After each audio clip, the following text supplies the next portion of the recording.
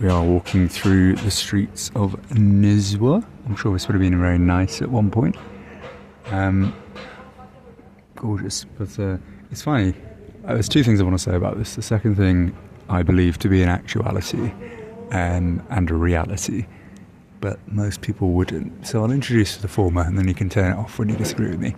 But obviously, most of this is mud, and brick. Mud is used as the kind of as the mortar, if you like.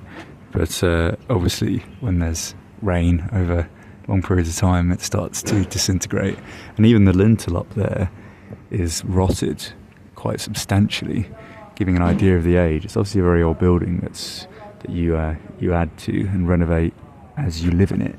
But again, if the whole building is kind of a wattle and daub manure mud mix, there's not really much you can do with these properties, is there? There's also a dove up there. There we go. Stones on the top, which seems like a bit of a risk. Wouldn't want to walk under that. But yeah, beautiful buildings. And I've seen so many what the shills of the world would call geological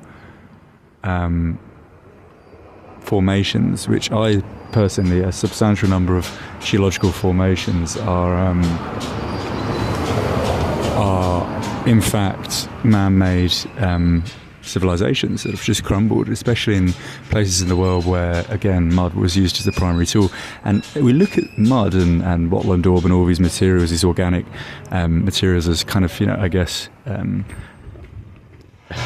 a kind of symbol of a less progressive kind of civilization. But actually, it's quite the contrary. If you think of where we are today and what the fashion has become with respect to kind of, ecology and all these sorts of endeavours, not that the origin behind them is moralistic in any way, it's a trend set by the state, but that's beside the point.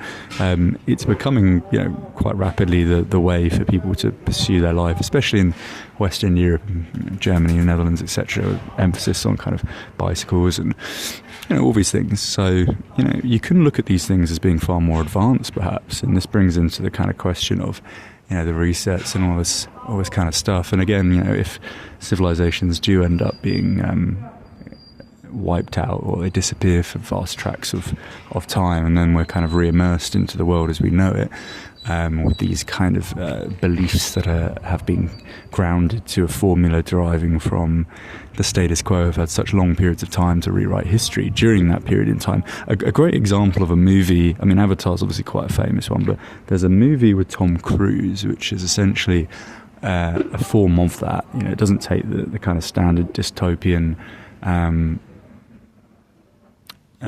of script where you've got like 28 Days Later, like a zombified world, or Z-Day with Brad Pitt. But if you take kind of the world, if you were to remove society from it, and then you were to kind of leave that rejuvenation, regeneration over hundreds of years, you would be left with things like this that would essentially have melted into piles of what we now call geological formations. And I can promise you, in Kyrgyzstan is one such example. I've seen so many things that are clearly man-made, and this is just the early stages of that decay. Anyway, I just thought I'd do a little rant. I've got nothing better to do. I've got to wait for the first coffee shop to open, so I figured I haven't slept for like days, so I'm just going to do some videos to keep me awake, wandering through.